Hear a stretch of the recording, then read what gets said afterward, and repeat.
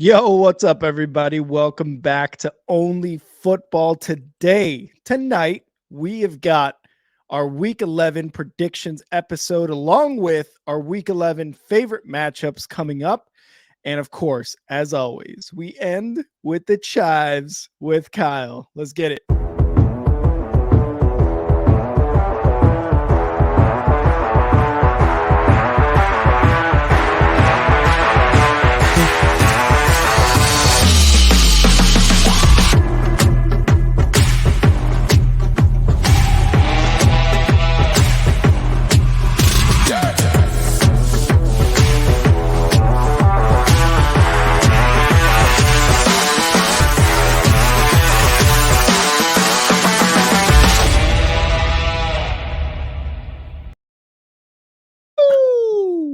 Welcome to the Only Football Podcast. I'm Kyle, and that's Rick. I'm Rick, that's Kyle. We got ourselves a really good line of games that include, I believe I counted 5 divisional rivalries just in the 12 o'clock slate. You include the game that happened tonight, the Thursday night, the Ravens win over the Bengals. There's quite a few divisional rivalries, which is going to become really important. Because that means that this is a week where divisional separation will start to occur. And that makes our predictions in these games very important. Now, I know I hyped it up, but I'm going to start with the most bullshit of them all. And I'm going to tell you, the Cowboys are going to Carolina. The Panthers are 10.5-point favorites, total 42.5. Let me just say, there's a couple ways to say this. You could say Dallas is averaging 33.7 points per game against opponents with a losing record. That's one way to say it. The other way to say it is the Dallas Cowboys have won 5 games by at least 3 scores this season, all of those being teams with a losing record. The point, Dallas dominates bad teams, and the Panthers are a bad team. This 10.5, I don't know, 21. Try 21.5. Yeah, dude, this is just gonna be one of those games where we're gonna be like, okay, can there be a mercy rule now, please? Like, can there please be a mercy rule? We've already seen what happened with the Dolphins earlier this season. The Cowboys, and I'm sorry to bring that up, Kyle, but the Cowboys are gonna absolutely destroy the Panthers, and I love this matchup. Why? No, I'm not really a Cowboys fan. I don't really care about the Cowboys or Dallas. Cowboys fan. I'm a Cowboys fan. What I really care about the most is the Panthers need to keep losing because the Bears need to have a high draft pick, and this is what it's going to keep going down to, and I love every second of it. Make it about the Bears. Leave it to Rick to find a way to incorporate the Bears, which is something I love that you did, because I do that, and I'm normally the annoying one that's like, let me tell you why I think the Cowboys are going to win. The Cowboys and Broncos played in 2015. And it's like, what? Yeah. Let me tell you how the Cowboys are going to win by mentioning this Denver Broncos game with Tim Tebow. Yeah. Somehow that's always got to go back to Tim Tebow. But yeah, the Cowboys defense allowing 18.3 points per game, 4th in the NFL, 3rd in total yards per game. This is going to be a nightmare of a game for Bryce Young. This is going to be a game that is going to, if he's not careful, this could be one of those like confidence altering type of games. It's going to be really interesting to see if the Cowboys do get up in a big way, by halftime, how Bryce Young responds in the second half. This is a home game for Carolina, which could be, the only positive thing I can point to.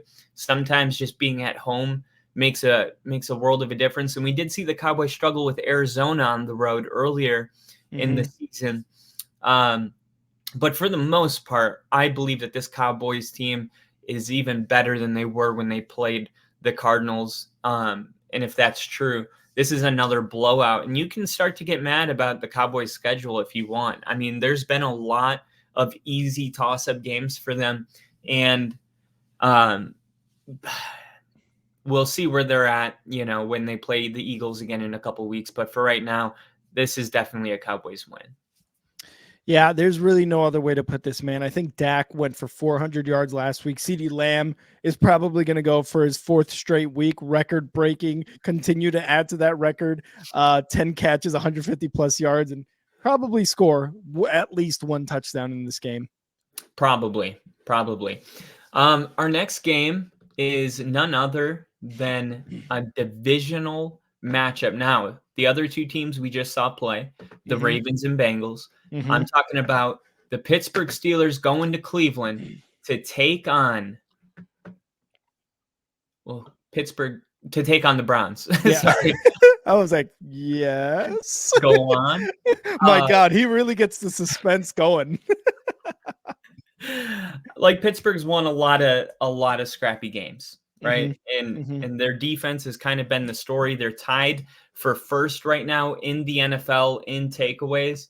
I just don't know what to expect because Cleveland's the better team, but they don't have their star quarterback, and they're not going with the regular backup. Oh, really? What's his name? I'll look him up. Welcome to Only Football. God, who was it? Okay, I can't let it go. I'm just gonna have to pause the show until we find out. Dorian Thompson-Robinson. Okay, Dorian Thompson-Robinson's going to start this Sunday, but the guy who had been starting all season was who I was Walker. PJ Walker. Thank you. PJ Walker is not going, and we don't know anything about this other guy. This is one of the cases where I'm going to take Cleveland because they're at home, and that is it. I do think that in these type of matches, home field advantage is really important. And going into it right now, the Steelers are favored to win, but only by 1 point, which, I say here, is the NFL's way of saying, who knows? You know, a lot of the predictions are 15-13, 18-15, 16-18. The under for this game is 33 points, which is not something you see in the NFL. You don't see over-unders get as low as they are for this game. And, you know, there's good reason to believe that the under will still hit even at 33. Yeah, I saw this game too. And obviously we talked last week and I tweeted something out about Deshaun Watson, you know, going out for the rest of the season because I believe it was a shoulder injury. I can't remember exactly what it was. I'm sure somebody in the comments will remind me.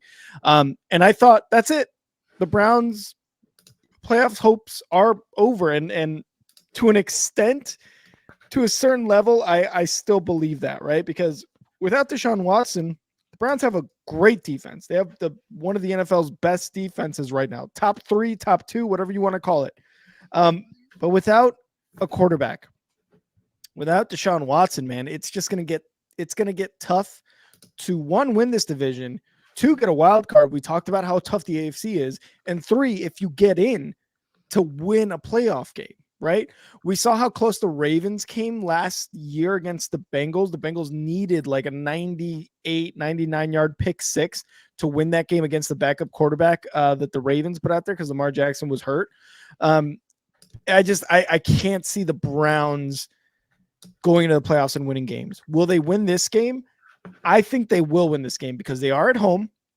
Kenny Pickett is not a good quarterback. He's a good game manager, which doesn't necessarily mean he's a good quarterback.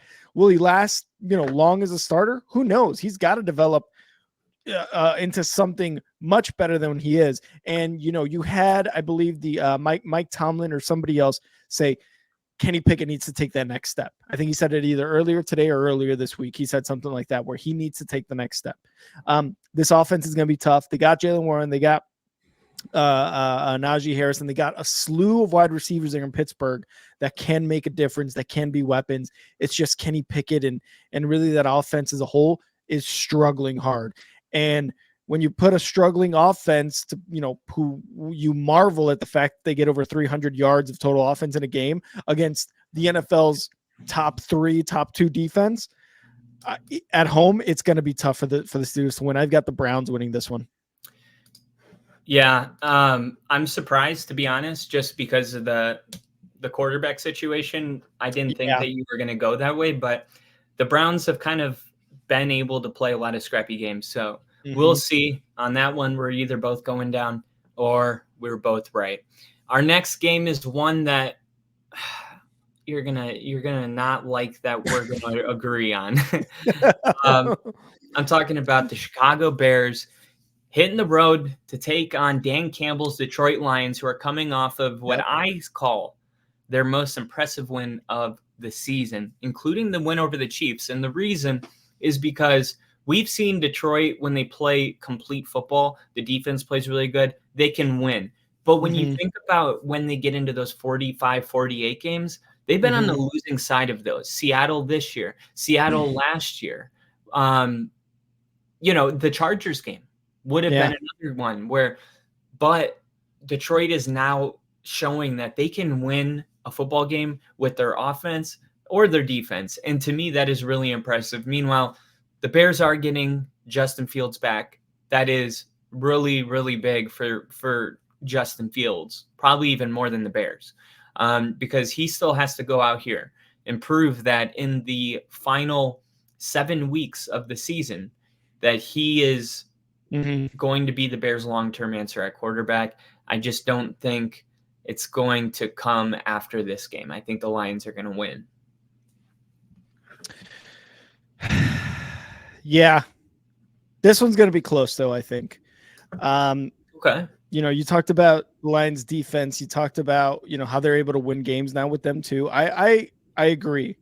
Um, I think this is going to be a close game, but yeah, I got the Lions winning as well. And I think Fields is the reason that this is a close game in Detroit. With Tyson Bagent at quarterback, it might have been a little difficult. Obviously, he struggled against the Panthers last week. You know what I mean?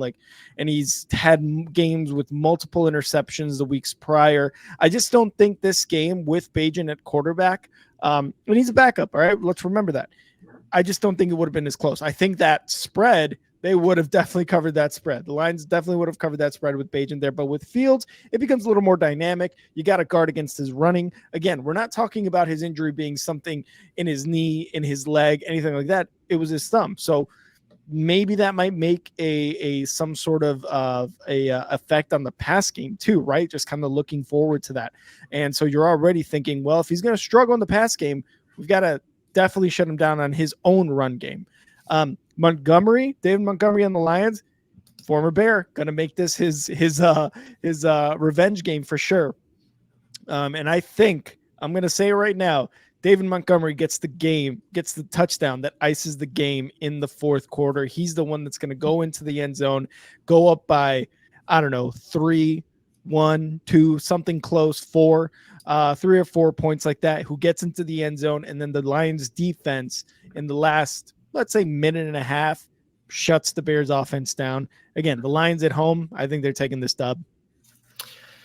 Yeah, I know you're predicting it to be close, which is making me kind of think about it a little differently, because I'm like, Yeah. well, maybe this could be a close game. And you saw the Lions giving up all those yards to Justin Herbert. Maybe Justin Fields can actually come out and have a good game. Yeah.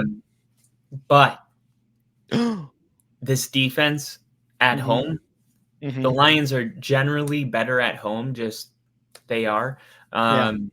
So I do think that's going to play in their favor. But I'm pulling Worth for something. yeah, but I'm pulling for the Bears for you. I appreciate that.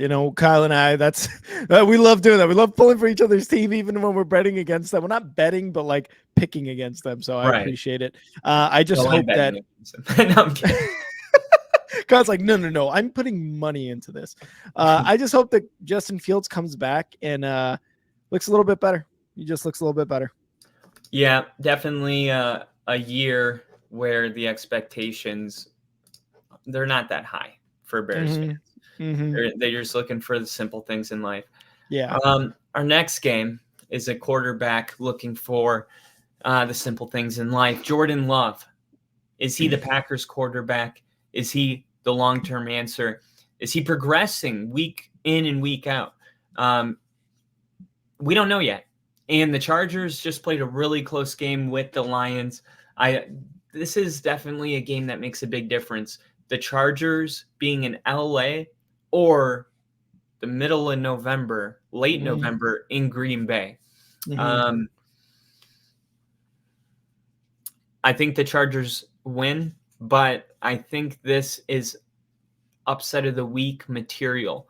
And the reason is because the Chargers tend to play down to their competition, just as a general rule of thumb. And you don't even trust the Chargers at home. And now, we're getting to the time of year where Lambeau's a real home field advantage. When you get to late November, December, I'm hard pressed to go against the Packers, even when I don't really believe in them that much. So just being in Lambeau, the Packers are coming off a bye week, I believe, too. So they're well rested for this game. And the Chargers just played a really, really kind of grinded out football game and lost at the end of it. I think that's demoralizing. And I think the Packers are going to capitalize on it. I'm going to say upset of the week, Green Bay at home. That's crazy. An upset at home. I mean, we've seen it before, but it's just, to me, it's insane. So these are my notes for this game.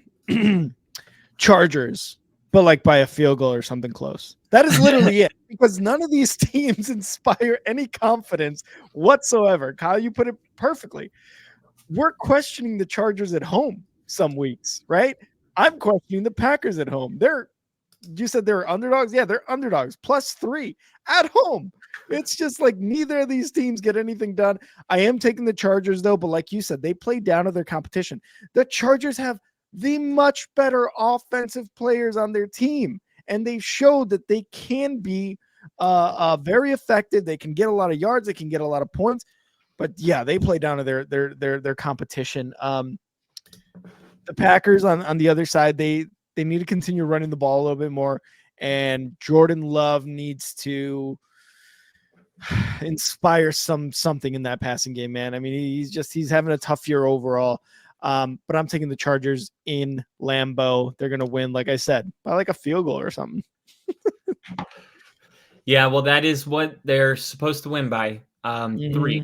Man, Brandon Staley is just such a bad coach, and I think it's one of those where it's like, leave it to him to find a way to lose this game. By the way, this is a borderline must-win game for the Chargers. And see what's going on in the AFC with the Bills and the Bengals and even the Chiefs, who lost 2 weeks ago. And you're like, your window of opportunity is still there. But it gets to a point where it's like, if you don't, get it together, it's going to be gone. And, as a Broncos fan, I need the Chargers to lose as well. So this kind of plays into like Packers fandom mixed with Broncos fandom. So I got to just be honest about some of the biases that may or may not be existing. But 100%. With all of that said, if Vegas says Green Bay's a 3-point underdog, I know that I'm not that crazy, because, it's not like they're predicting Vegas to win or the Chargers to win by 10 or 13. Exactly. Because that's how you can tell how crazy you are, is when this, it's like that. And you're like, wait, my upset is a 13-point underdog. Maybe I picked the wrong upset. Yeah, right. And technically, in my opinion, a real upset of the week has to be at least a 3-point underdog. Like if you're a 1-point underdog, that's like, okay, you didn't pick an upset. They didn't know who was going to win. You know what I mean? But once you get to 3 points, then it's like, okay, that's kind of like my line for upset of the week. You got to at least be predicting a 3-point underdog wins the game. Anyway, with all that said, I'm taking the Green Bay Packers as my upset of the week. Kyle's wrong. They're going to lose. And there's that as well. Don't worry. Oh my God, you're going to love this game, man. You're going to love this game. Oh, God. I'm talking about your favorite quarterback in the league, Kyler Murray, hitting the road, Shut the fuck going up. to play CJ Stroud. CJ Stroud's turning out to be a generational type of talent that was drafted by the Texans. DeMeco Ryans and they're coming off a win in Cincinnati. Now they get to come home with all the good vibes and their fans. The Cardinals, though, coming off of a win themselves. Kyler Murray trying to build momentum and turn the Cardinals season around if it's still possible in a weak NFC. You're going to get Arizona's best shot. I'm going to take the Texans here, but it's not by much. Sorry, I'm trying to figure this mic out real quick. Yes. Okay. So you're also taking the Texans because, yes, I'm also taking the Texans. And Kyler last week didn't give him credit. Even you said it. Like, dude, he led his team all the way down the field to get a game-winning field goal. I didn't give him enough credit. You're right. And I apologize to absolutely no one. No, I'm just kidding. I apologize to Kyler. How great would that have moment been? That would have been awesome. I am taking the Texans, though, at home with how well CJ Stroud has been playing. We talked about it on Monday's episode. This guy's getting MVP nods right now. Not only Rookie of the Year, Offensive Player of the Year, this guy's getting MVP nods as a rookie. No one's done that, I believe, since Jim Brown was a rookie, in the Cleveland Browns. Like, not until, like, what was that, the 60s, the 50s, some shit like that. Not until then has anybody garnered any attention like CJ Stroud has this year.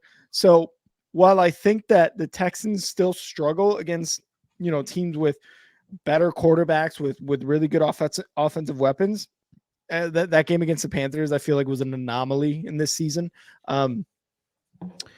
Kyler's the one that's going to make it close. But at the end, I think the Texans, at the end of the day, will take this win at home.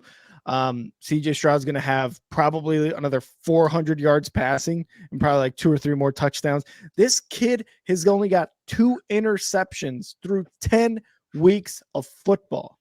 That's not normal. That's not something you see in today's NFL with rookie quarterbacks. That's just not a thing. So this guy's playing out of his mind.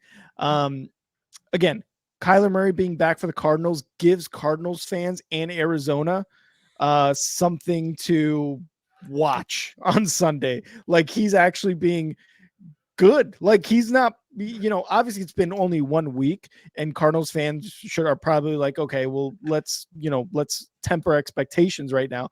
But again, you're giving the Arizona Cardinals fans time and something to root for on Sundays. So Kyler's going to make this one a close game. I've got everything so far this week up.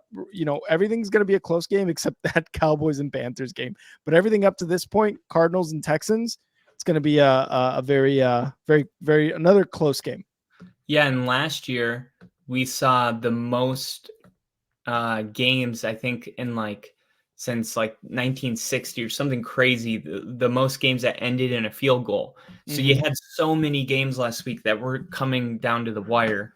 And it's just crazy because just a little while ago, we would have been like, this game is a snooze fest, Yeah. And now the Texans and CJ Stroud are must-see TV. I mean, that's just how electric he is. And then Kyler Murray coming back, it's like all of a sudden, and I put it up there, this has shootout potential because you got 2 teams with confident quarterbacks and you got no defense, Yeah. The Texans have the better defense, but still it's not great. And I do think that's something DeMeco Ryans is going to improve on. I think his defense is going to get better the more years that they're in his system. But this could still be a high-scoring game. I will say I would take the over. And it is set right now at 49 points. So wow, really? So 25-24. I think it's going to be more. Yeah, I could see it being like a 31-27 type of game, something like that. I could definitely see that. So yeah, I'm a little surprised, but I'm also like, oh wait, no, that's totally like seeable. Like that, I could see that score happening. So again, Texans taking it at home. Sometimes it seems like a lot until you break it down into a score, and you're like, oh, that could definitely happen. That's not that much. Here's something I didn't think would happen. I didn't think last week the 49ers were going to come in and roll a team that had the longest current winning streak at the time and keep them from scoring a single touchdown in the game. Now they do have a get-right game back at home against a Titans team that is not doing very good. Derrick Henry limited to just 3 fantasy points last week. So, I mean, that just tells you where the Titans are at, because we know that that's their whole team. So with Derrick Henry's not, a factor, the Titans are in trouble, right? So Yeah. I'm going to take Jacksonville to win this game. It's not too hard to think about it. The only thing is Mike Vrabel is an underdog in these divisional matchups. This team has always been weird. Like, even when Jacksonville was bad, the Colts would struggle against them. And, the Titans, Jags, and Colts, now Houston, but those three for a long time have always been just, you're never so confident about it. But I do think this is one of the exceptions where Jacksonville could win this game by like 3 scores. Okay, so I've got the opposite. I think the Jags win. In Titans. No. I take the Jags winning. Your foes first. Kyle couldn't even get the fucking sentence right. He's like, you heard it first. Fuck stud. I think the expectations going into this game is kind of like what you're saying. The Jags have the opportunity to win this one by 3 scores at home in a divisional matchup. I don't know what the over-under for this game is, but everybody take the under, because this is going to turn out to be like a 39.5. I got it right here. Yeah, this is going to be like a stinker of a game, dude. Oh my God, yeah. Yeah, this one, you said 39.5? Yeah, 39.5. Okay, yeah, this is going to be like a 17-10, 13-10 type of game. And I don't know why I this is like, I don't want to say it's my don't touch it, but it's just one that I find absolutely disgusting. That I'm just like, I don't even know if there's going to be that much offense in this game. And I'm calling a 17-10, 13-10 type of game. The Jags get the win, but I think there's like that expectation of they're going to score 35. They're going to hold the Titans to like whatever, 10, 12 points or 10, 13 points. I mean, but I think it's just going to be one of those where the offenses, both of them, look terrible. Again, you got a rookie quarterback on one end. You got Trevor Lawrence on the other, who just came off a terrible loss against the 49ers. So I just can't see this game really going over like 30 points total, I would say. So take the under, but I'm still taking the Jags to win. They're better than the Titans for sure. Yeah, Jacksonville definitely in the classic bounce back spot. I definitely think that that's going to happen. This is a good opportunity for Jacksonville to show their ceiling, their true ceiling, and how good that they can be when they're playing. And I think that's kind of the way I'm leaning with it. But I could definitely see it becoming one of those Mike Vrabel Titans, 6-12, especially after Jacksonville only scored 3 points. But I'm gonna put my faith in Duval and say that they bounce back in a big way. Yep, I'm going Duval.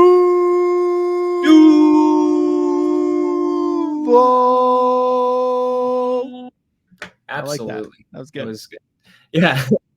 All right, our next game is none other than the Raiders. Oh, the Raiders. The Raiders. Dude, I had a family member just go to Vegas, and they know I love football, so they brought me back a present. And I was like, that is so sweet, but you have no idea what you just gave me. No way. I can't see it. Is that a Raiders? Yeah. Oh my. Do they know you're a Broncos fan and that they're in the same division? No. Or okay. No, they just know I like football and it's a helmet, and that's so sweet. It is sweet. It's sweet. It is. Okay, Yeah. So anyway, the Raiders are going to go to Miami, and they're feeling really good. They're on a 2-game win streak. AP's got them believing, but Miami plays really good against bad teams, kind of like the Cowboys, and they also play their best football at home. I'm taking the Dolphins and Tyreek to have a big game. More of the same from what we're seeing when Miami plays at home is what I expect. More of the same at home and more of the same of just beating bad teams in general. They're going to hand AP his first loss as an interim head coach in this game. And I think they're going to do it pretty convincingly. This is one of the other games, other than that Dallas Panthers game, where I see the Dolphins. And maybe this is just like early season Dolphins offense, but I can see them kind of getting back to that where they're scoring, upwards of 30 points. And, maybe the Raiders score about 20, 23. But the Dolphins are going to win this by 2 score, guaranteed. You have Rick's guarantee on that. The Dolphins are winning by 2 score against the Raiders. Again, the Raiders are playing inspired. They've won 2 in a row, just like you said. But, here we go. Is he going to burn it? Folks, Kyle I just wanted money? you to know, on my left hand, I'm holding Rick's guarantee. And on my right hand, I'm holding something of actual value.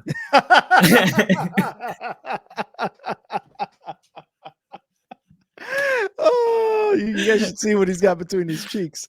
He's holding something down there. Raiders are playing inspired 2 games in a row. I think the awesomeness of AP coming in as interim and, Josh McDaniel, I think that's going to wear off this time. Aiden O'Connell, rookie quarterback. The Dolphins defense has gotten to the quarterback quite a bit, and I think that's what's going to happen in this game. Dolphins get at least 3 sacks. Guarantee the Dolphins win by 2 score.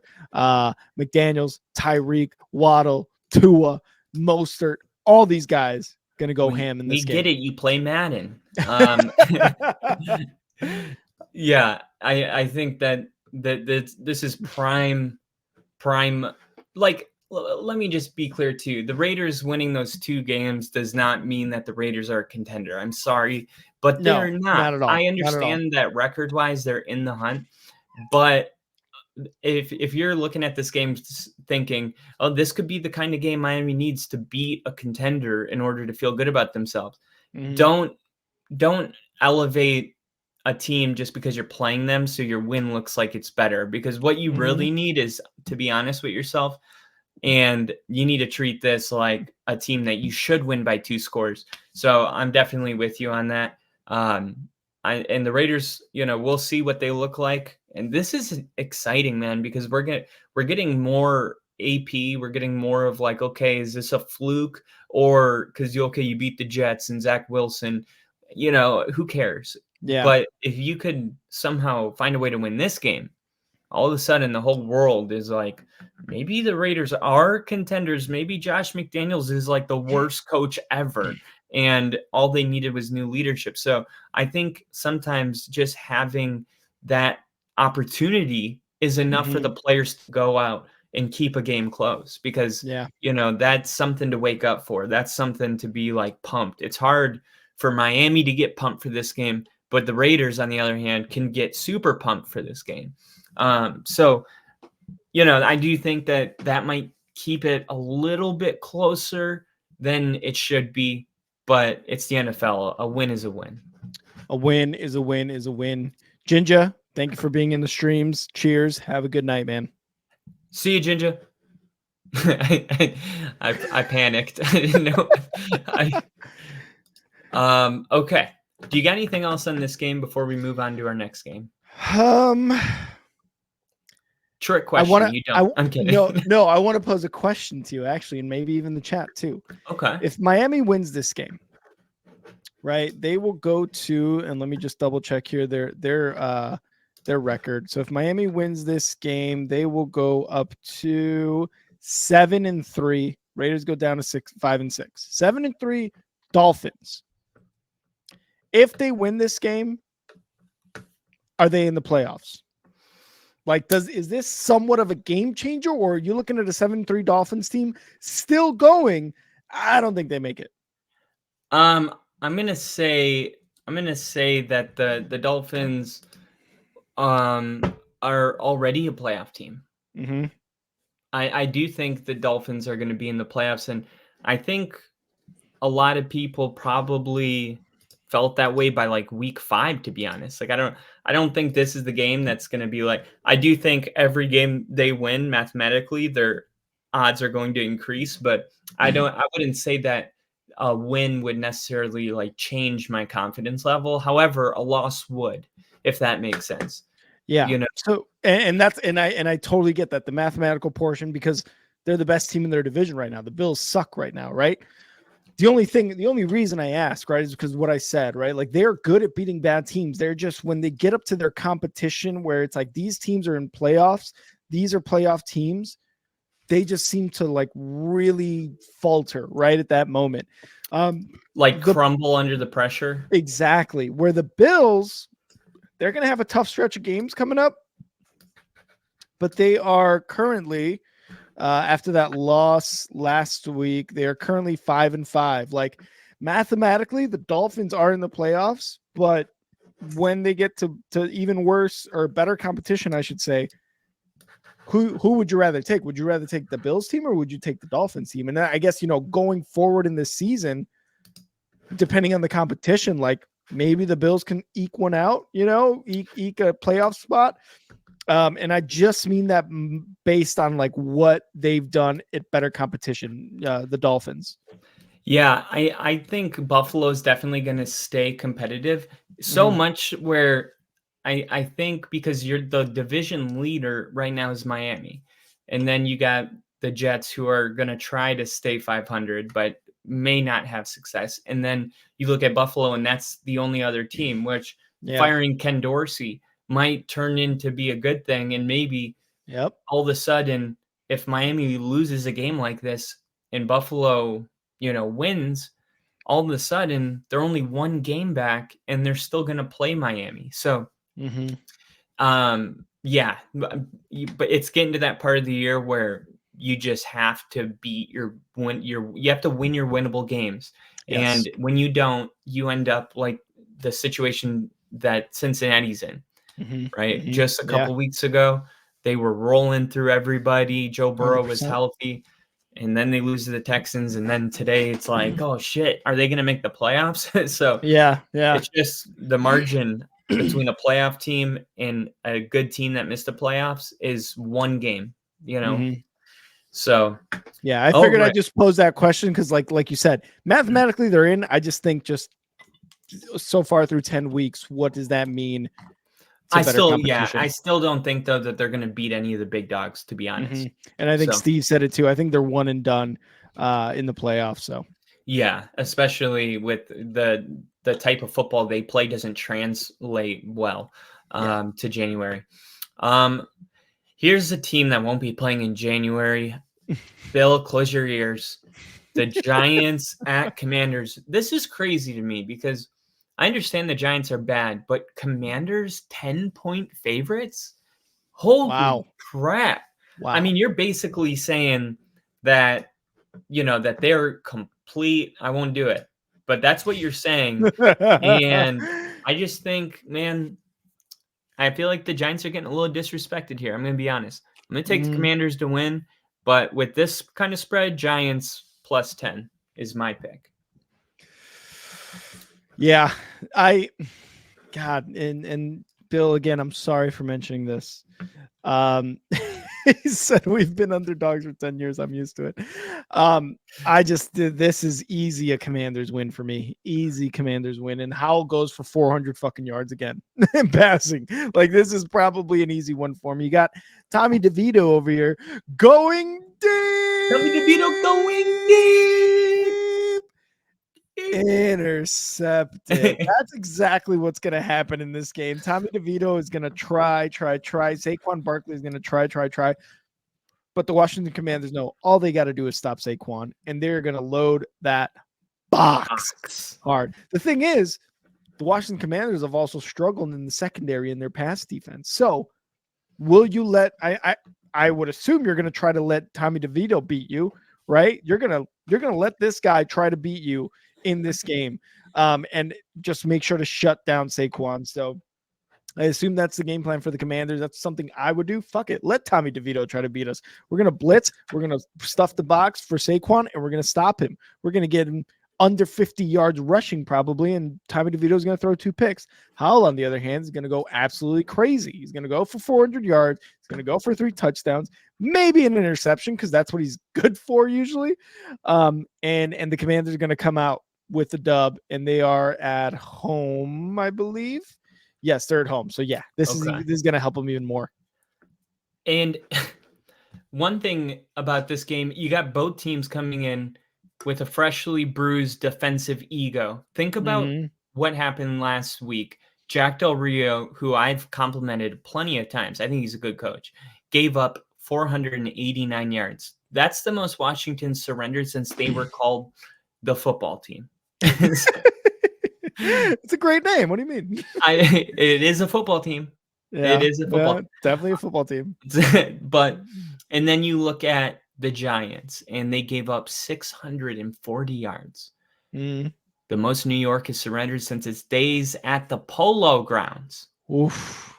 This is going to be a rough week of practice for both these defenses. But I just wanted to say it. I got nothing to say about it. That's it. This is actually it's like, oh, this isn't a joke. I'm just reporting the news. This is facts. Also, you want to know another fact that Bill just put in the chat? Tommy DeVito is the top touchdown passer on the New York Giants this year, over Daniel Jones and Tyrod Taylor. Tommy DeVito has played a game and a half, and he's got more touchdown passes than their starter and backup. That's all you need to know of this game. That is all you need to know. Yeah, hopefully for you, Bill, I hope that it works out. I hope the Giants play a tough football game and that it's watchable. We'll see about that. Our next game is definitely watchable.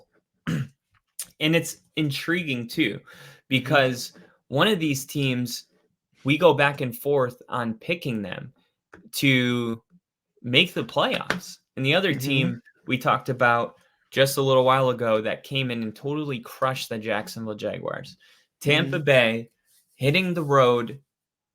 Like, I think Tampa is going to have one of those games where it is clear that the NFC South, no matter who wins, is going to be a bad team.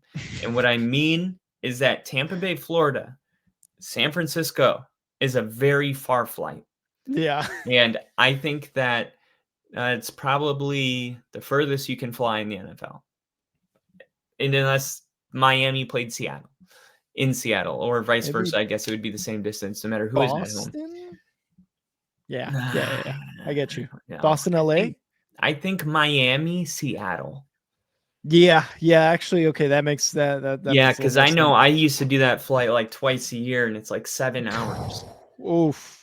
Like I could have gotten to Italy almost from Miami. Yeah. Oh my god. Oh my god. And instead you're just traveling across the US. You're flying across the whole entire country. Yeah. Anyway, I do think that San Francisco coming back at home with that big win, I just think San Francisco is going to be way too much for Tampa to handle, and I don't get this one being a close game. Yeah, I agree, man. This is up there with my games that are going to be basically blowouts. Niners are going to win their second in a row, man. They know how lucky they are with the fact that Seattle got blown out by the Ravens at home to still be tied there with Seattle in terms of the division. I think Bose is going to get 3 sacks here on Baker. I we talk about what Baker and like Mike Evans do, how consistent he is. Rashad White's really good there in the running game. The Niners got their bye week, were able to get a win last week, are going to be at home against, like you said, a traveled Tampa Bay team. And this isn't like England or anything where we're like, why the fuck are they traveling on Friday? But this is still going to be enough of a change where it's going to suck to play the 49ers at, what is it, like 1 o'clock here when you think it's 4 o'clock back at home, whatever it might be. It's better to go that way than to go this way. Yeah, that's true. But still, it's an adjustment period. Like we just saw sucks. for the Buffalo game, Denver if they would have flown back after Monday Night Football, they would have got back in Denver at 5 a.m. Denver time. That So, sucks. like, and then you lose that whole next day. Or you skip it completely, but you're already on a short week because you played Monday night. So your game's in 6 days. Now you're going to have to take a whole nother day just to rest. Now you only got 4 games. It's like Thursday Night Football. You know what I mean? Exactly. And you put up a perfect stat. Pairing Chase Young with Nick Bosa in the edge has already looked like a winning move for the 49ers. And I think it's going to continue for the rest of the season. Will Chase Young get an extension with the 49ers? Probably not, but he's poised to be on a playoff team and a division winning team, a team that's going to host a playoff game at home. So already, like I said, Nick Bosa is probably going to get 3 sacks on Baker Mayfield. Baker Mayfield's going to try his hardest and probably be replaced in this game in the fourth quarter. Dan. Niners win. Clearly. Just in case you guys didn't get that from what I was saying. If at the very end you're like, and Brock Purdy gets replaced at the third quarter. And he's going to get hurt. Bucks are going to win. Fucked up. Yeah, bad joke. So I got nothing more on that game, but you and I are like on the exact same page on that game. Yeah, 100%. All right. So this game, I got a message on my Twitter. God, I'm still old. I'm still not good at it. Talking about it. I got a message on my Twitter. Got a little message on my Twitter here. It was actually on YouTube, and it was Little E. This is the part of the show where I'm going to shout out Little E. Little E. And he told me straight up, I need the Jets to beat the Bills because I have a bet with one of my friends who's a diehard Bills fan.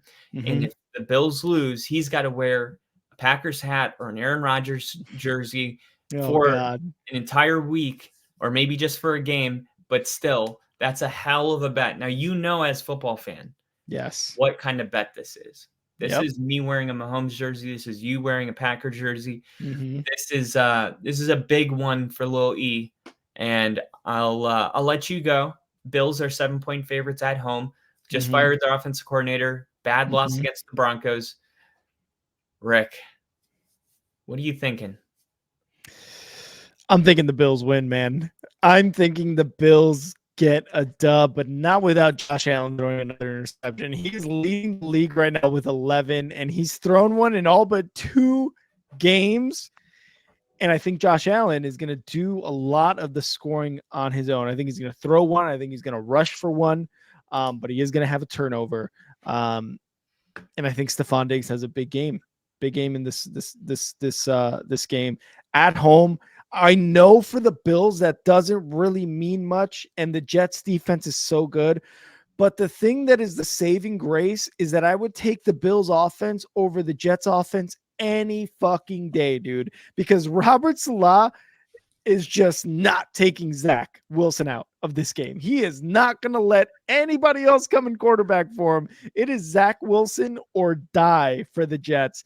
And right now, I know a lot of Jets fans are like, I really would rather die because Zach Wilson is tough, man. And look, it's that offense is a culmination of 2 things. Zach Wilson's inability to make good decisions and the offensive line letting up just anybody through, man.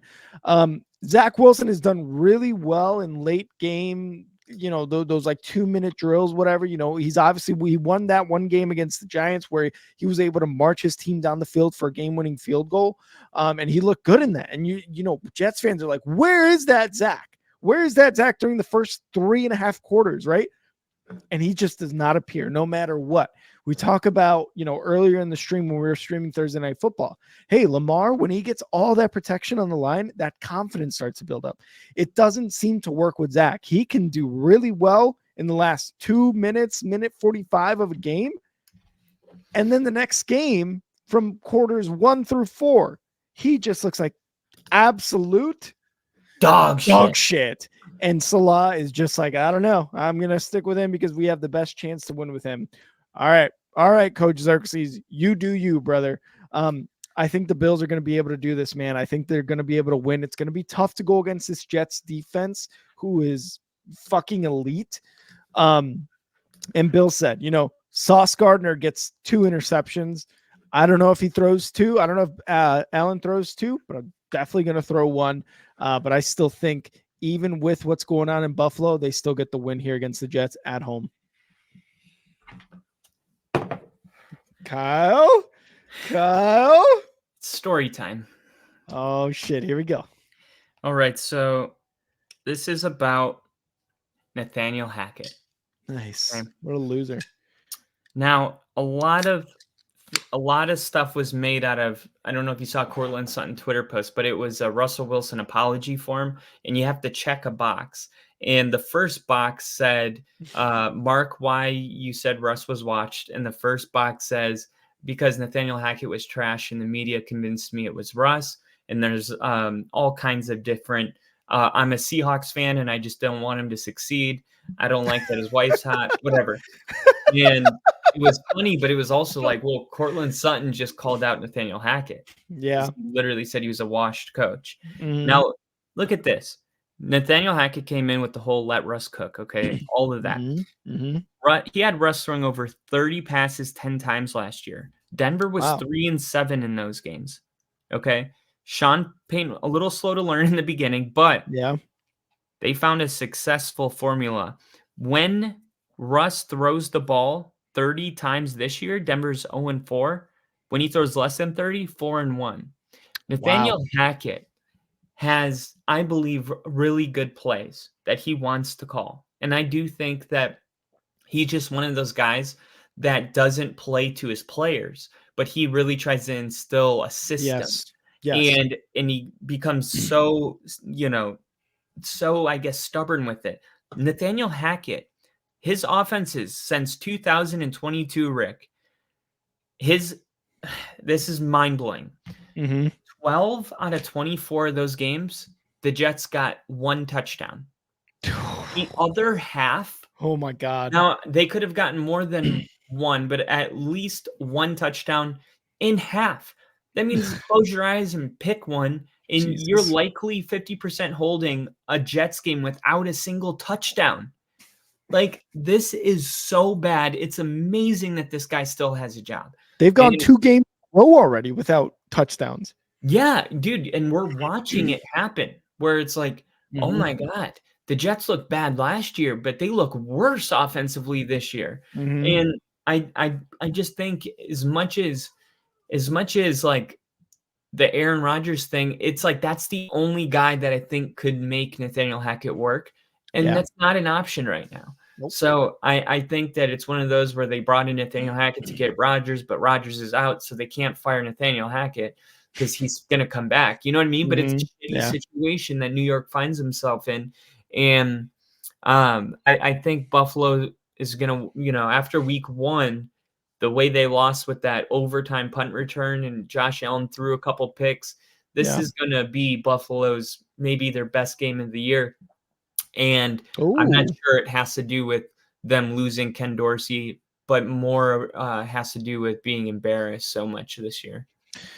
Yeah, that's definitely a good motivator too. And I think the Ken Dorsey thing, I don't think it's necessarily the offensive coordinator. In the Jets case, it is again a culmination of both Zach Wilson and the offensive line, but Jesus Christ, Nathaniel Hackett sucks too, right? Like, again, he was brought in for Aaron Rodgers, and that's its own thing. Whatever, we're not going to see that with the Bills. I don't think it was necessarily Ken Dorsey. I think there's just like Josh Allen takes a lot of chances, and while that is something that has made Josh Allen his thing, it has made Josh Allen. You also look at Stephon Diggs. They acquired him in his 3rd season, and he really started balling out. Now, it may not have all been Stephon Diggs that, the reason that Josh Allen has become Josh Allen, but it is definitely attributed to that, right? And while I don't think that forcing it to Stephon Diggs, because you have Gabriel out there, you've got Dalton Kincaid out there, you got a lot of weapons. I mean, you had Dawson Knox last year too, for however long he's been there. Like, you got other weapons. I don't think forcing it to Stephon Diggs is the best option, because we've seen in games that does not always work. But it's just like spread the ball around. You got players, but try to keep those interceptions, try to keep those mistakes to a minimum, which seems like obvious advice. But it just, with Josh Allen, it seems like you got to push that advice a little bit more with him. So again, I agree with you. I think they're going to beat the Jets. I don't know about their best game ever, but I do think the embarrassment of what's been going on this season and who they've been the last 3-4 seasons is definitely going to push them to be like, if we can't win against a team that can't score an offensive fucking touchdown, we really need to reevaluate who the fuck we are this season. Yeah, and it's already happened once. So, I mean, for Zach Wilson, the confidence is there. And we'll see if the Bills play a good game with a brand new offensive coordinator. I'm sure he's going to want to do great. Our next game is the Seattle Seahawks traveling not too far, divisional rival, going down to LA, about 2.5 hours from Seattle. Not a bad flight. Not at all. This is going to be probably the most beautiful weather in the country. Matthew Stafford is he was dealing with an injury. He's expected to return in this game. He injured his thumb in week 8, so it's been a minute. I do think if the Rams are going to go on a playoff race, it's got to be with Matthew Stafford. The Rams are almost unwatchable without him. So now that they're getting him back, this is a sneaky game. Seahawks are favored to win this by -1, but I think this is going to be a game that Seattle reminds you that every time we buy in, they pull back. And I'm going to take the Rams to upset Seattle. Ooh. This is a tough one, dude. This is a tough one for me. Initially I was thinking about the Rams. And I'm like, okay, they're at home. Matthew Stafford may or may not play, or his health, whatever it is. He's going to play, but is he really Matthew Stafford right now? And his health has been in question the last 2 seasons, pretty much ever since they won the Super Bowl. And then I look at the Seahawks and I think, Jesus Christ, they really want to continue this run they've had with Geno Smith and the offensive weapons they had, and how they've basically come out of nowhere with Geno Smith as their quarterback to become a playoff contending team. And I think they're not really traveling that far. They just got embarrassed last week, and we talked about the Bills and how that embarrassment can really be a motivator. And I'm going to take the Seahawks in LA to take the dub against the Rams, man. The Rams have just struggled offensively, whether it's their kicker, the missing field goals, whether it's Matthew Stafford missing games due to injury and their backup just not doing much. The Rams do have a lot of talent there on their team, but the defense for the Seahawks is just a little bit better. They just got the edge rusher from the Giants, and he hasn't really made an impact. I believe this game is the one where he does make an impact, where that whole defense starts to make an impact. Bobby Wagner, former Ram, he went from Seahawks to the Rams, back to the Seahawks. I think isn't really a revenge game. I think it's just more or less like, oh yeah, I played on that team kind of thing. But he's going to want to make a statement in LA. I think the Seahawks win. They keep that tie atop the NFC West with the 49ers. Yeah, I could totally see it. And when I first looked at this game, I thought Seattle, right away. But, the Rams did kind of beat the shit out of Seattle week 1, like you said. That's true, yeah. And then on top of that, that might be the kind of energy that the Rams need to get back on track. And Sean McVay with Matthew Stafford is just got way more options as a play caller. There's so much more that this Rams team can do with Puka Nacua, with Cooper Kupp. They're not. It's just one of those cases where like Sean McVay has Pete Carroll's number, and that's really what it is. And you see this all the time where even like the 49ers struggled against the Rams, where or it might be the other way around, where even when the Rams won the Super Bowl, they were like 0-2 against 49ers. Like sometimes that's just how it goes with coaches. And I'm gonna roll with the Rams here. I don't feel great about it, but this is definitely a coin flip game anyway, so no one's gonna feel good Yeah. about it, no matter which side you're on. Yep, and Steve agrees. Seahawks look better than the Rams. The Rams did get I just saw right now, they got their middle linebacker back. And last week when they played against the Green Bay Packers, they let up like over 180 yards rushing. And I think one of the reasons was because their middle linebacker, what's his name? Ernest Jones, and their nose tackle, Bobby Brown, were not there. They were injured. So they were out. The running defense suffered. They're back. And obviously you have Kenneth Walker there in Seattle, one of the better young running backs, obviously, in the game right now. It might affect it. It might affect it. So Geno Smith might have to be the guy who beats the Rams outright. But I still think the Kenneth Walker has pretty decent game, 75 yards rushing. I could see it. Oh, yeah. And ladies and gentlemen, it's the moment we've all been waiting for. Carrie Underwood, I think she says, waiting all day for Sunday night. All right, here's a ABC. Broncos and the Vikings are the best on TV. Broncos. Sunday night All the exclamations.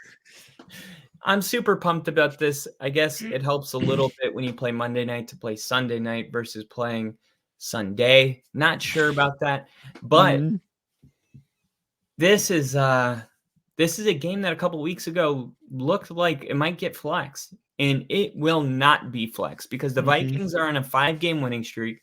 Joshua Dobbs is the feel-good story of the NFL right now.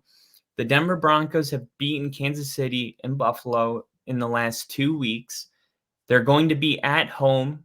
Russell Wilson is proving on national TV he's still got something left in him.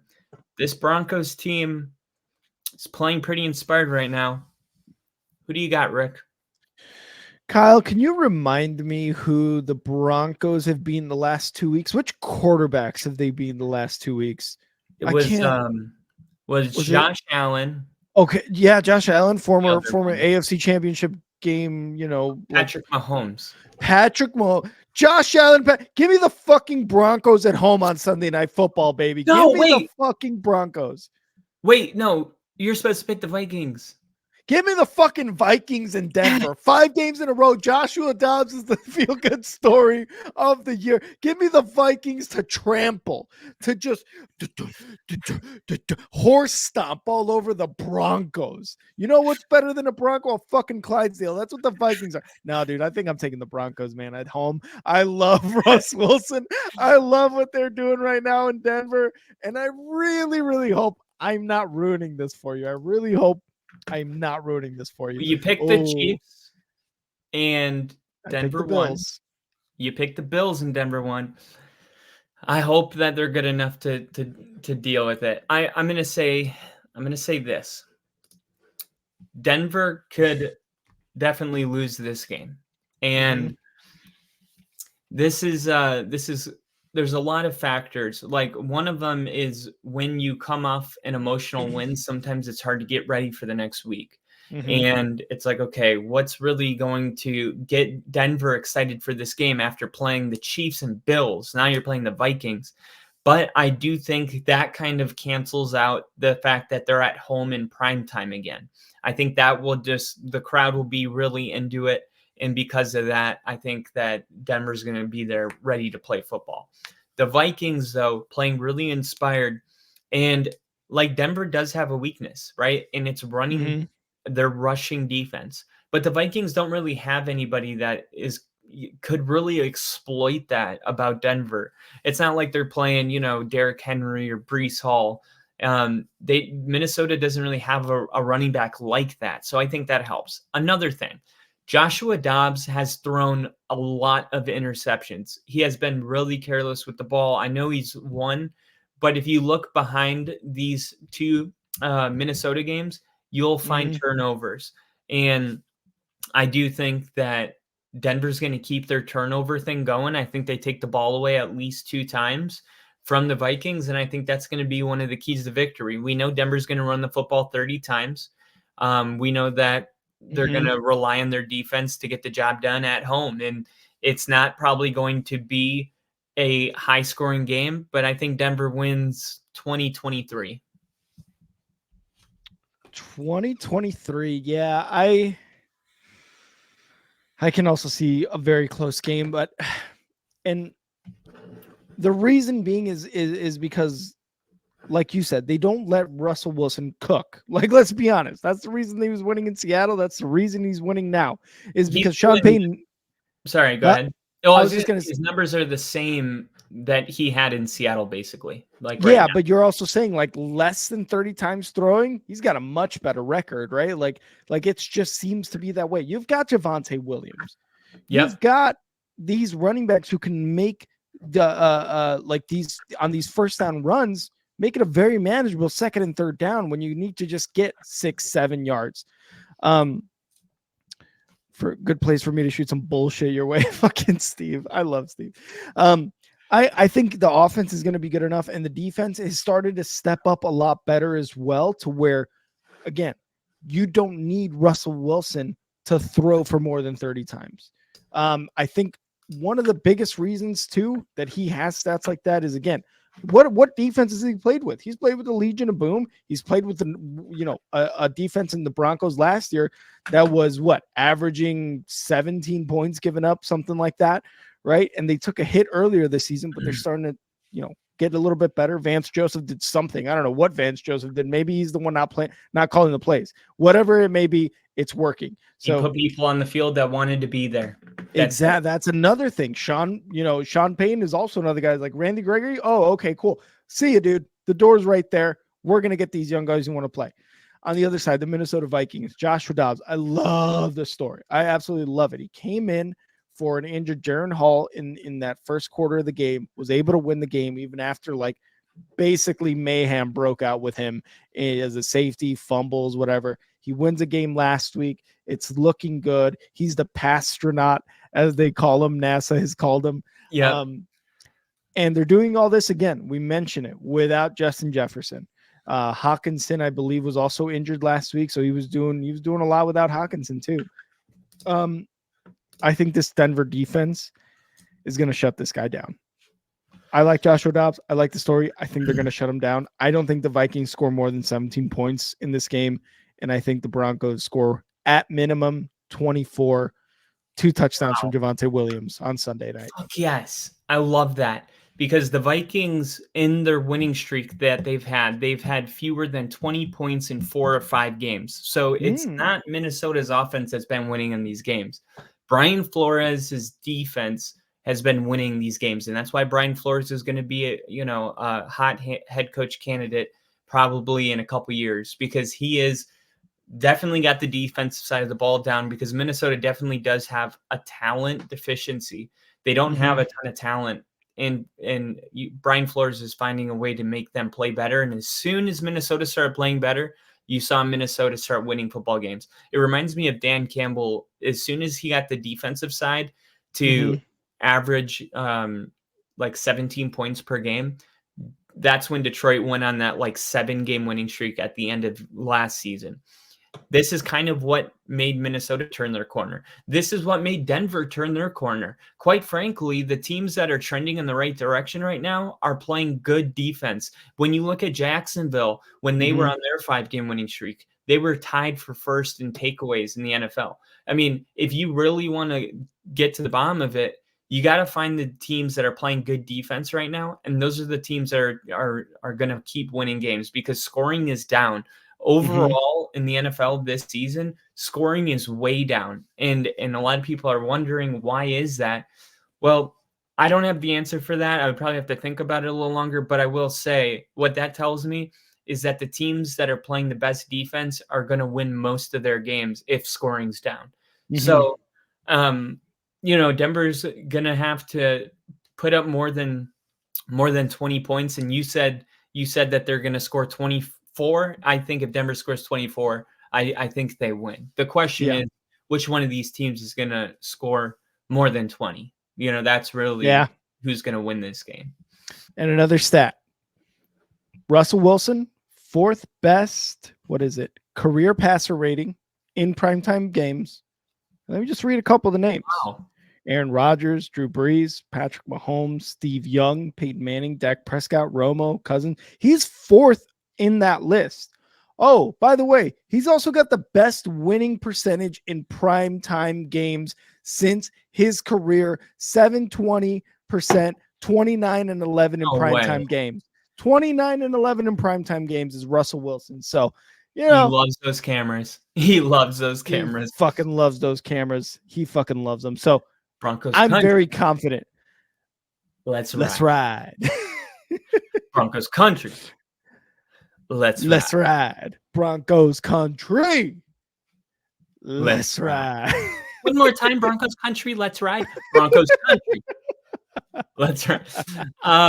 One more time, Broncos. I'll say, because in the real video, that's the girl in the background. She has no idea that this is like going to be the worst thing in Russell Wilson's career. One more time, Broncos country. Let's ride. Last stat I'll give you, 2023 pro rated stats, which basically means you take passing, touchdowns, interceptions, say this is what a person's on pace for. Mm-hmm. Russell Wilson right now is on pace for a 67.9 completion percentage. That's really good. 3,411 yards. That's good. That's a good quarterback season. That's not great, but it's good. Mm-hmm. 34 touchdowns to only 7 interceptions. That's great. That's great.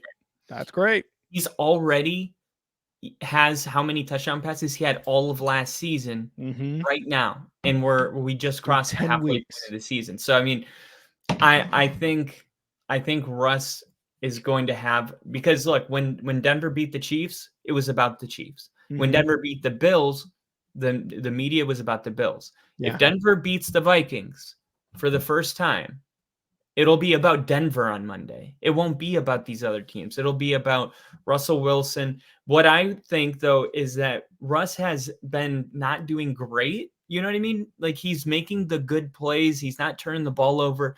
But he hasn't had a game that has really forced the media to apologize.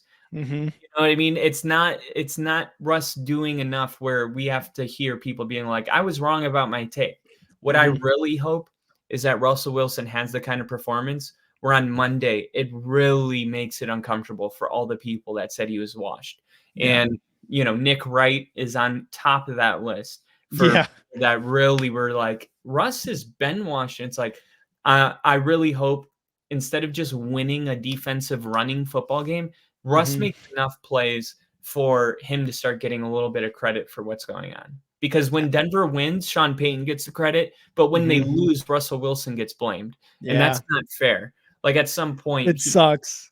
Yeah, at some point, it's like, oh, was Sean Payton on the football field with 2 minutes left and 2 timeouts? Or was that Russell Wilson? Because you know, but I think they go hand in hand. I don't think you have to pick, but I would like to see Russ start getting some credit. You know what would be cool in this one to kind of like, you know, inch towards that where you're saying, you know, like maybe like, hey, maybe get people to be like, yeah, you know what, I was wrong about him, washed up, is if he was able to throw for over like 250 yards and rush for a touchdown and use his legs, right? Like, we've seen him use his legs to get those first downs and we're like, holy shit, Russ is running. If he rushed for a touchdown in this game, and maybe he doesn't even have to throw for one, but if he rushed for a touchdown, like, that would be, I don't know, to me, that just seems like it's like a very passive aggressive, fuck all of y'all who thought I was washed up. That would be, that would be awesome. That would be one more time, Broncos country. Let's ride. Oh, yes, you got it. All right. Yep. So moving on to our third primetime game, we got. I've seen this game before. When did we see this game? God, who? I can't even remember. Oh, right. The Super Bowl. Oh, the Super Bowl. Last fucking year where we had our red polos all buttoned up like we were Jake from State Farm. And if you guys remember that, you guys are fucking OGs. How awesome was that? Philadelphia going to Kansas City. The game last year happened in Arizona, I believe. Was Arizona, State Farm Field. State Farm. That's why we dressed up. Is it full circle? Exactly. It makes sense now. We were not dressed in red for the Chiefs. Let's be clear about that. We were dressed in red for State Farm. State Farm. However, when we wore red, the Chiefs won.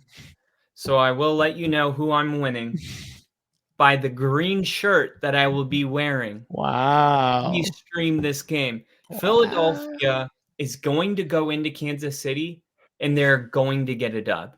They are going to beat the Chiefs. The Chiefs have one of the best home field advantages in the NFL in general. Mhm. Philly's a more complete football team. They're a better running football team. They're a better defensive team. They have a wide receiver that is on track to shatter all kinds of new records in A.J. Brown. Jalen Hurts is one of those guys that rises to the Yeah. occasion. He's not one of those guys that shrinks. And Philly's really good in prime time too. There's a ton of reasons to love Philly. However, the very last game is my don't touch it. Oh, wow. This is actually my game of the week. And you know what that means? Someone's going to win big. And I don't know who it might be. So this game was tough for me. Obviously, Eagles and Chiefs Super Bowl rematch from last year. Kyle and I remember it perfectly. We argued about the ending. We remember that Super Bowl perfectly, not only because of how crazy it was, but because only football season 1 ended on that game. So it was a great time for only football. This one though, this is such a tough one for me to pick. Now look, you said it right. The defense on both sides is great. The Chiefs do have the edge defensively in yards per game and points per game over the Eagles. I think we're talking about like 3-4 places over 10 weeks, right? But the offense, the Eagles offense is third in points per game versus the Chiefs, who are in 13th. The Eagles offense is fifth in yards per game versus the Chiefs, who are eighth. Now, I'm someone who loves offenses, who really is like offenses win games, defenses don't win games. I got to go with the Chiefs at home on this one, man. They have the better defense in yards per game, points per game. The Eagles offense, like you said, they've got A.J. Brown, they've got Devontae Smith, they've got Jalen Hurts running this offense into a well-oiled machine. They've got the tush push that they basically trademarked into a guaranteed first down on 4th and 1, on 4th and 2, on 4th and 10. They could tush push it all the way to a first down if they fucking wanted to. But I got to take the Chiefs at home. The Chiefs at home with the defense that they've got. And remember, it's Patrick Mahomes, baby. It's Patrick Mahomes. It's tough to pick against him. He's coming off of a loss against the Broncos a couple weeks ago. He was sick, right? Like he had the flu. It is what it is. He's had the bye week, I believe, right? Like the bye week was last week for them, if I'm not mistaken. Because I don't think they played a game last week. But he's coming off that week.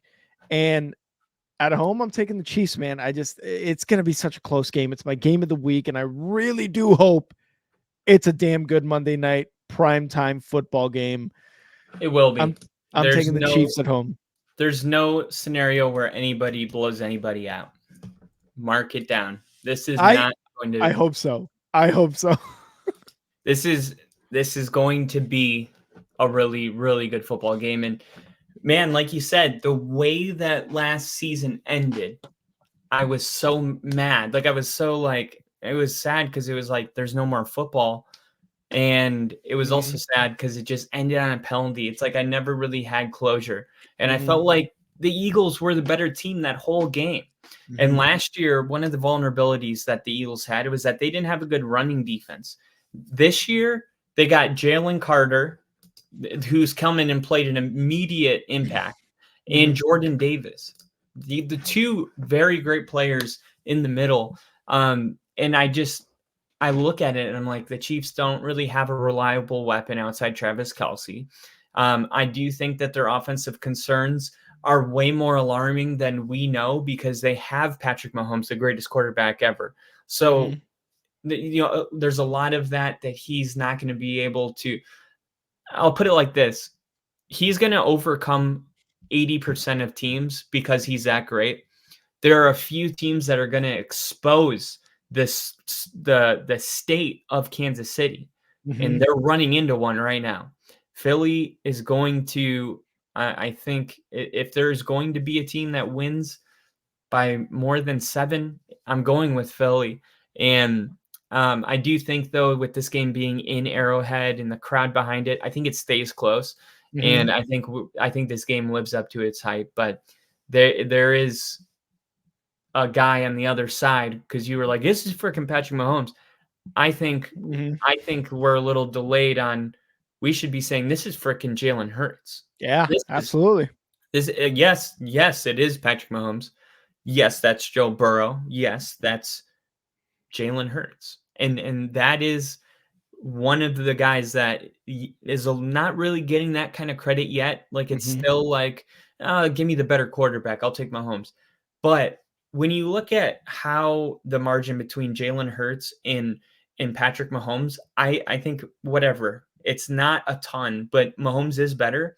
But Mhm. then you take the gap talent difference between the Chiefs and the Eagles, and I think that kind of fills that hole by far. And then the tush push is becoming like probably a play that won't be allowed after this year in general because of how Such bullshit. successful the Eagles are. Yeah. And that I mean, and the Chiefs don't have a good running game. So a lot of times the Chiefs end up running the ball, and they end up in kind of like a 1st and 12 or 2nd and Mhm. 12. Mhm. Meanwhile, the Eagles are normally at like 2nd and 6, which Mhm. is a 50% difference between the first down, and that extends drives. So I think the Eagles could control time of possession in this whole game. They could Mhm. really just pound the football. And Yes. yeah, I think the Eagles. I think they're in great shape to win this game. Just like last year, Kyle and I. I've got the Chiefs. He's got the Eagles. This is, oh, dude, this is gearing up to be such a good game. I'm so glad this is a Monday Night Football game. And again, I hope this just. You said there's no scenario in which this looks like a blowout on either end, and I really do hope it lives up to that, because while I do have the Chiefs winning this one, and it's one of those close games, I can really see it on the other end of the spectrum go where the Chiefs aren't scoring any points on offense and they're barely getting field goals and they get blown out by the Eagles. I hope it's more towards the middle of this spectrum where it's like a very close game, and Patrick Mahomes and Jalen Hurts are fucking trading touchdown passes. AJ Brown's going insane. Kadarius Tony, I guess, for the Chiefs is going crazy. Travis Kelsey, right? Like I hope it's like that. Um, but I can absolutely see what the Broncos did to Mahomes. Keep him scoreless from touchdown passes. And no, Steve, I wasn't claiming the flu for the Broncos winning. I was just saying he was sick. He's got an extra couple weeks to recover from that sickness. Broncos beat him. I just think the Chiefs are going to win this one against the Eagles. And Ooh, then it's going to be a also, good one. the Chiefs were shut out in the second half of the Dolphins game, right? I think they They had were in 21 London. In London? in Germany. So when I Germany. Okay. yeah, Germany. So I mean, it's and Miami doesn't have a great defense. Like, they have Vic Fangio and he's great, but Miami's defense hasn't been anything like Philly's. That So was so when you look at it, that's 6 quarters of what, 9 points? yeah, dude, this That's is insane. and yeah, Kansas City's defense is the highlight, and they're going to have their hands full. I do think Ladarius Sneed and their other corner, they're probably the best corner duo, one of the best corner duos in the NFL. So I do think there's going to be offensive challenges for the Mhm. Eagles, but I think with the running game that they have, they can overcome all that. For Too sure, for much sure. talent. Well, AJ Brown, so much. Julio Jones gets a touchdown in this game. Oh, I like that. I like that. All right. What's the over under on how many times they showed Taylor Swift? I believe it's 13. 13. I'll take that. I'll take the over. I think on this one. Okay. Does it start in pregame or does it start at kickoff? No, starts at kickoff. Starts at kickoff. Okay. We gotta establish that You should 13 do a times. side bet with pregame involved as well. Yeah, Like you know 20 what we'll do? game. Yeah, you know what we'll do during our Monday Night Football stream? We'll keep the ticker and the counter going with that. How many times has Taylor Swift been shown? Yeah, and she's not gonna be at the game, I don't think. I think it's possible Oh, she could take a red eye to the game, but she's on mhm. tour right now, and I think she's gonna be in, like, 3 different countries in the next 3 days. Oh, And okay. then I think technically she could fly straight to the game. It'll be interesting because if you saw how excited she was to see Travis when he flew to her show I saw the video. during the bye week. So, that type of, butterfly new love might Hmm. have her catch a red eye to Kansas City. We'll see. Shit, for Travis Kelsey, I'd do that too. All right, well, thanks Alright. everyone. I'm here. That was our week 11 predictions. I started off Thursday Night Football pretty good. I had the Ravens winning, but obviously we could not predict Joe Burrow being out for the rest of the game. And is what it is. So let's move on to our week 11 favorite matchups of the week. Kyle, do you want me to go first? Yeah. All right. I got two. My first one, favorite matchup of week 11. I'm looking at the Steelers' defensive pressure on Browns quarterbacks. Now, we're not going with PJ, what's his name? Fucking Walker? PJ Walker. We're going with Dorian Thompson, whatever, right? I believe is Right. who they were going with. Cleveland, dead last in the league in turning the ball over. So they are turning the ball over more than 2 times per game, while the Steelers rank first in takeaways, second in opponent completion percentage, but they're behind the Browns in that in completion percentage. So the Steelers ranking first in turnovers and second in opponent completion percentage. Obviously, that's going to be a good recipe for these basically second, third string quarterbacks in the Browns for the Steelers to be able to not only get interceptions or get strip sacks and things like that, but great opportunity for the Steelers to win the game. I want to see how PJ Walker or how Dorian Thompson, whatever his name is, fucking 6 names in that one name, is going to do in that game against the Steelers.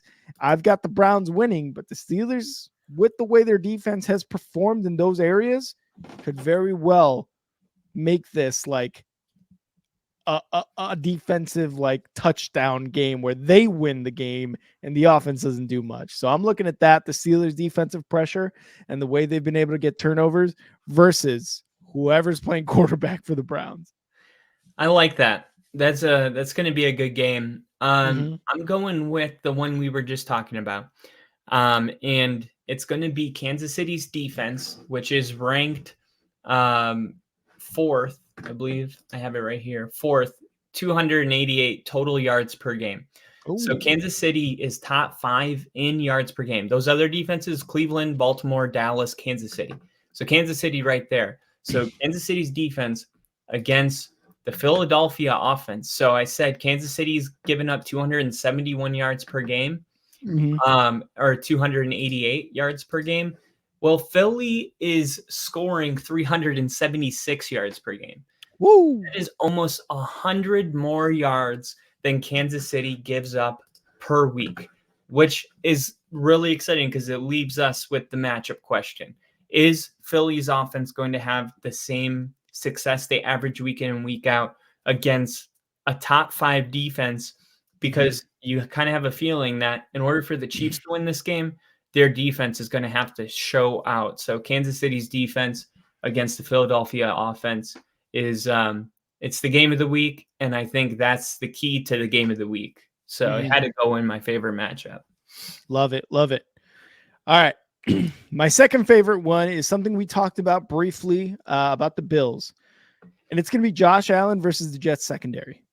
And to be honest, Josh Allen versus his own offense, right? They just fired Ken Dorsey.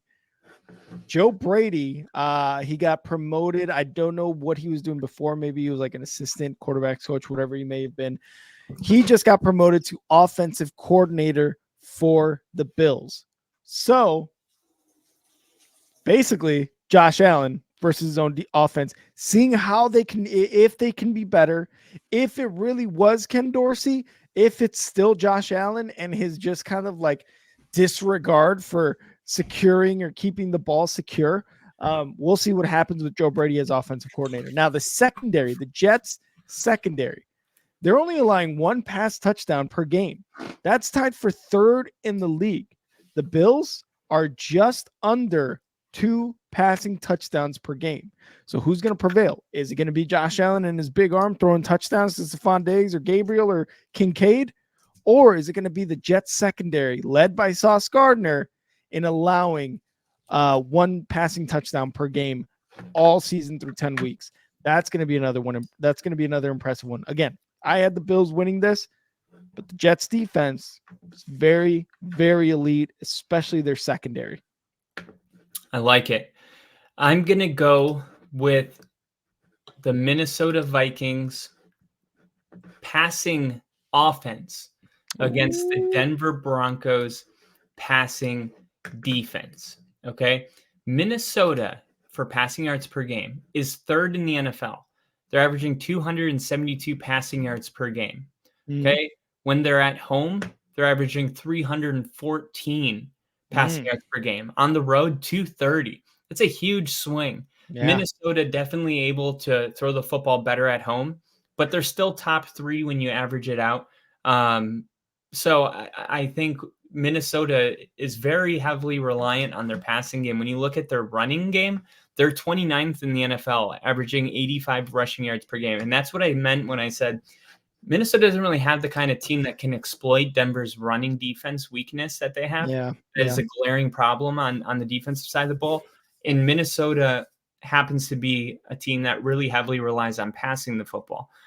But Patrick Surtain is a really good corner, and they are getting Justin Jefferson back. So when you look at it, Justin Jefferson is a really elite talent, but he's also the kind of player that, you know, has the quarterback constantly looking that way, making sure that he's getting his opportunities.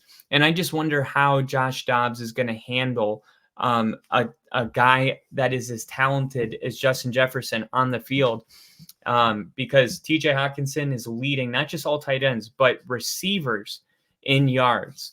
So TJ Hawkinson is having an absolute monster season. You get Justin Jefferson back. How is Denver's passing defense going to hold up against Minnesota? Because they're one-dimensional, and they're going to be looking to pass. Awesome. I love it. Do you have any other favorite matchup for Week 11, Kyle? I had Chicago's running offense versus Detroit running defense. Oh, that's a good one. I was going to pick something like that, like Montgomery versus the Bears running defense as of late, but go ahead. No, it's okay. Do you want to do it? No. I didn't have another one. I was going to do that, but I was like, I'll stick with 2. I like that one. I like that one much. You're like, no, fucking do it. Detroit's number 3 in rushing defense. They're only allowing 79 rushing yards per game, which is crazy. But Chicago, on the other hand, is 5th in rushing yards per game. They average 135 rushing yards per game. So one of the things that Chicago does really well is run the football, which watching them, it doesn't really seem like it, but they do. With Detroit being so good at stopping the run and Justin Fields coming back, I think the only way to win this game is for Chicago to find success running the football against one of the league's best at stopping it. So that's definitely a matchup. You got a top 5 versus a top 3. That's going to be a lot of fun to watch. Yeah, to me, that's going to be something very intriguing too. And again, I look at the other side too. Will David Montgomery be able to run the ball against the Bears defense? Like I'm saying over here that he's going to get the game-winning touchdown on a rushing touchdown. I'm assuming they're going to be inside the 5-yard line, of course, but that's also very interesting to me because you got top running defenses and top running offenses, usually like on both sides of the ball, really, right? Jahmyr Gibbs, David Montgomery, you got Deontay Foreman, you've got Roshan Johnson and Khalil Herbert, although think he's coming back. I'm not entirely sure for the Bears. It's going to be one of those where who's going to win? Is the defense going to the defense is going to win? Is it going to be a high scoring game? Who knows? So Well, very interesting. Detroit being at number 3 and stopping the run is really impressive. You know who's at number 2? The Bears. The Chicago Bears. And I thought they were number 1, but I guess they fell off, I believe. And that's just because teams don't run the football against the Bears because they want to exploit the passing defense. Exactly. They can beat them there. But regardless, this is going to be fun because it's like we didn't even mention that. We're just talking about the Bears rushing offense versus Detroit's rushing defense. But if you want to flip it, the Bears rushing defense is pretty insane. Number 2 in the NFL, only allowing 76 rushing yards per game. Yeah. And Detroit is the team 1 ahead of Chicago, running the football for 139 yards per game to Chicago's 135. So almost double. All in all, we got this is awesome. I don't even know. My brain just blew up. Like, okay, so the rushing, I mean, the matchups are so equal for two teams that are so separated. Yeah. It's insane. And it might be the key to getting a sneaky win. Yeah. Yeah. Who can rush the ball better, really, right? And who can stop the run better? Very pretty goddamn kind of a chess match, really, if you ask me, right? Yeah, you hope so. Yeah. All right. Well, that was our week 11 favorite matchups. Kyle, what do you got for the little top five. Shut the fuck up. Oh my God, sorry. All right. So for my chives today, and I like to do this for you guys, especially all you guys that play fantasy football, I wanted to give you week 11 some possible inactives. Okay. Ooh. So this is the latest from around the league. We'll talk injuries real quick. Trent Sherfield ankle for the Bills. He was limited. Bryce Young, dealing with a thigh injury, was added to the injury report, but was a full participant in today's practice. DJ Chark was full. Hayden Hurst did not practice, however, and J.C. Horn was limited with a hamstring. For the Bears, Justin Fields' right thumb was a full participant. For the second consecutive day, Khalil Herbert ankle shin was limited for the second consecutive day. Dante Foreman was limited with an ankle. Tremaine Edmonds' knee did not practice. For Cleveland, we didn't make an official announcement, so we'll say it now. Deshaun Watson is set to undergo season-ending surgery on his right shoulder next week in Los Angeles. Ian Rappaport reported that. I'm rapping on accident. Jerry Jeudy hip was on the injury report and was limited. Marvin Mims was upgraded to a full participant. Awesome. Donovan People-Jones ribs was a full participant. And the last one I had was Aaron Jones for the Packers. Hamstring was limited, but he is expected to play. Christian Watson was limited with a shoulder. Quay Walker, groin limited. Jair Alexander, shoulder limited. So Green Bay, little beat up. And for the Texans, Dameon Pierce missed practice for the second straight day. Nico Collins, his calf was limited, but he's expected to play. And I just want to make sure, Clyde Edward-Helaire, he was sick, but he was a full participant in Thursday's practice. Jared McKinnon, full. Kadarius Toney, full. Ladarius Sneed, full. So a lot of injuries, but they're all practicing. So good news for the Chiefs. And then Keenan Allen returned to practice on a limited capacity today. I know that's a lot, but it's that time of the year where the injuries are really starting to stack up. And I just want to keep everybody up to date as much as I can. Saquon Barkley was limited for the second consecutive day with an ankle. Tommy DeVito, left shoulder, was a full participant. I was gonna say he's got to start. Ooh, but here's one you should know. Dallas Goedert, forearm, missed Thursday's practice. Oh yeah, that's right. Because he went out of the game last week, right? Yep. Tyler Yep. Lockett, also with the hamstring, did not practice. Mike Evans, quadricep, logged a full practice after being limited yesterday, so that's good. But yeah, Dallas Goedert was the last big one. Oh, Antonio Gibson as well, toe, missed practice for the second consecutive day. I think he has turf toe. So That's a big one for Washington. yeah, it's a big one for running backs too.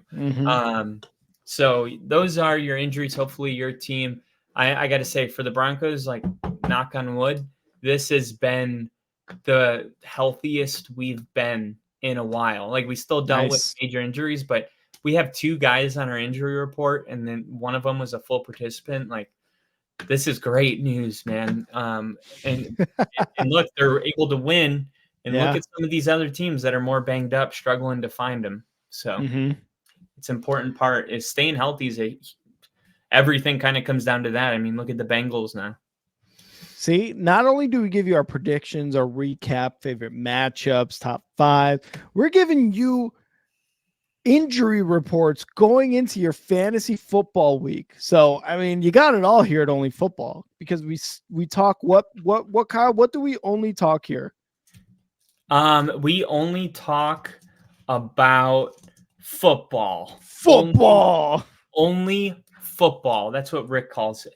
Only feet. I mean, football. Only football here and Only Football. Want to give a huge shout out.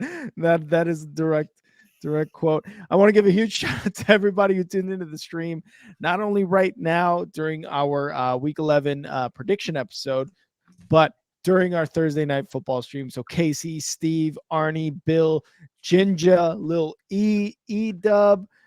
We had Tyler, we had Liam, we had everybody. We had Ricardo Lopez in here.